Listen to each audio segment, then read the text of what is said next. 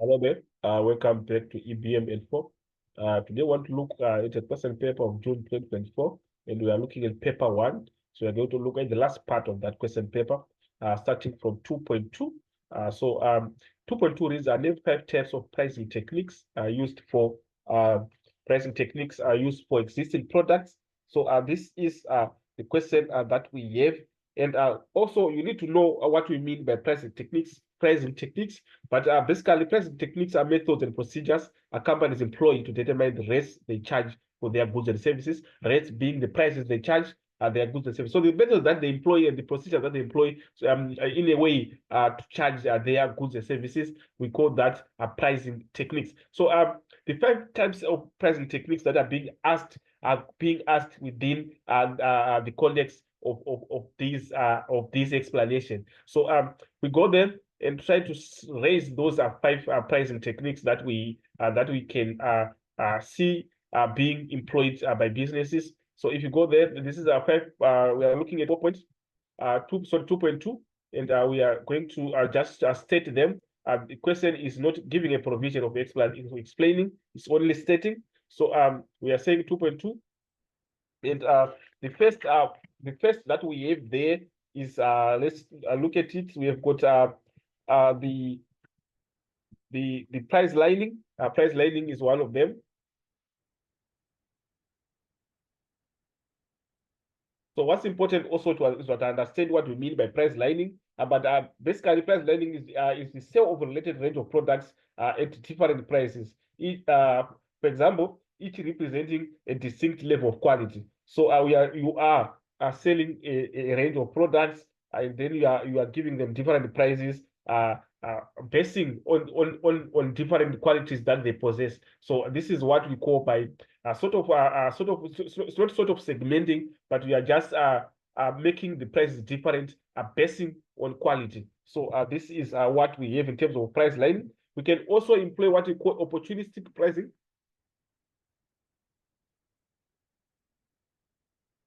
Opportunistic pricing. So you see that on opportunistic pricing is a scenario that we are having that will be having that there is too much demand for a certain product that we are selling as a business, but our supply is limited. So it means we are not meeting the demand that is in the market. So obviously there's a shortage that has been created, and we know that whenever there's a shortage, according to the forces of supply and demand, whenever the supply is low and demand outplays supply, we're going to see prices going up. But in this opportunistic pricing, it's a deliberate adjustment of prices due to high demand, and we have low supply, and then we just raise our prices. But this is a temporary pricing method. It just runs during the period when the supply does not meet demand. So this is what we call opportunistic pricing. Then we can also have geographic pricing.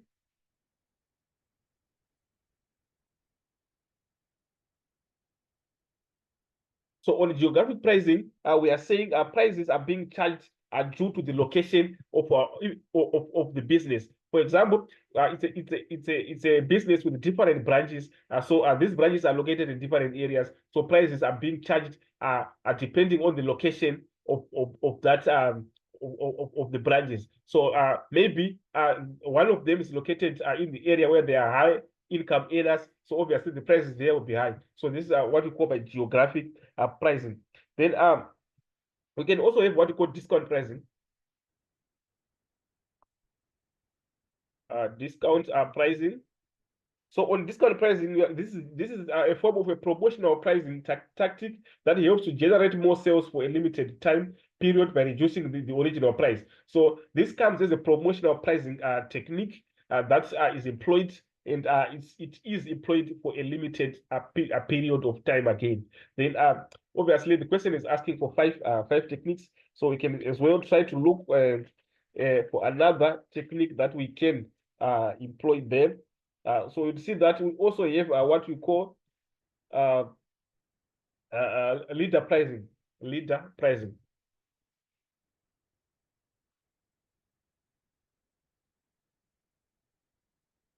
So leader pricing is just a pricing technique which follows because in every sector, in every industry, there's a leader that will be there. in that industry. So leader pricing is following what the leader is set as a price. So this is what we have in terms of different techniques that we can be employed by businesses in terms of pricing. The question is asking for 5 and we raised 5. So this is what we have in 2.2. Then go on to the next question and try to see what we have. Right. On the next one, is saying give the meaning of slow moving inventory. So this is now 2.3.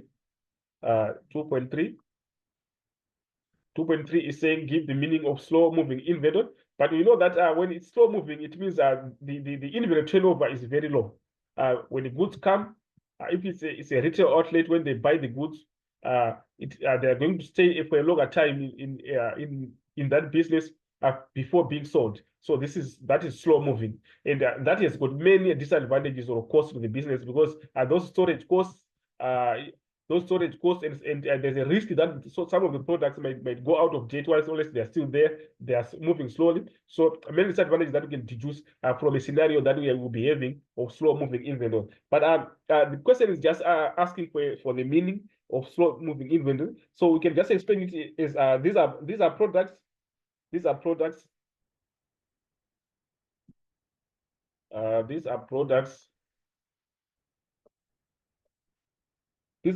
that remain in the storage room or warehouse for a longer period of time.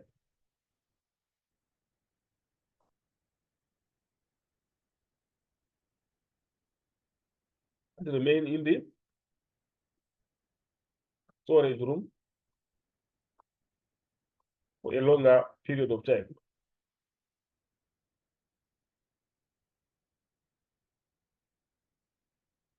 So this is what we have on 2.3. Then on the last part of the question is saying, what are 6 personality traits that an entrepreneur should have? Personality traits that 2.4 that an entrepreneur should have. So for an entrepreneur to be successful, there are certain traits that are regarded as appropriate, so that those traits will facilitate that entrepreneur can be successful. So we are now on 2.4.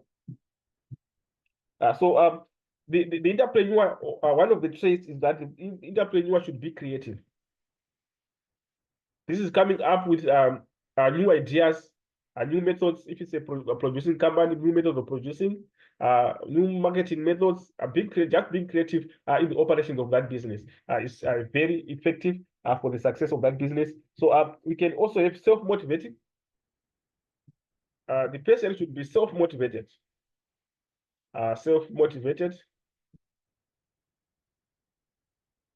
The push should be there, so that the entrepreneur should have that push to go forward, so that the entrepreneur can achieve the certain objectives or goals. And then another trait that we can list there is that there should be passion also. There should be passion also. This is the element of intense desire of operating that business should be there. So very necessary. And then another is flexible. You should be flexible to be a good a successful entrepreneur. Being flexible is being able to adapt or change according to situations. Don't be rigid in your operations. Just be flexible and adapt to new situations. That's what we mean by being flexible. Then we can look for another one again that we can include there. The entrepreneur also should be persuasive. So now we've got 1, 2, 3, 4, 5, and the question. Let's just check what the question is asking. How many the question is asking? You see that the question is asking 6, so it means we also have got one more to raise. Let's just look at the entrepreneur also should be determined.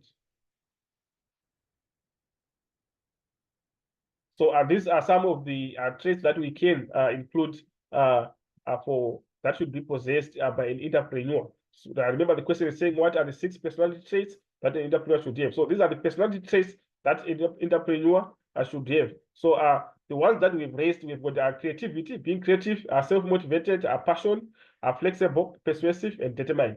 So we can include this one. So this is what we guys are going to this video. Those who have subscribed, please subscribe and share. We're still coming with more videos. As for this video, I'm out.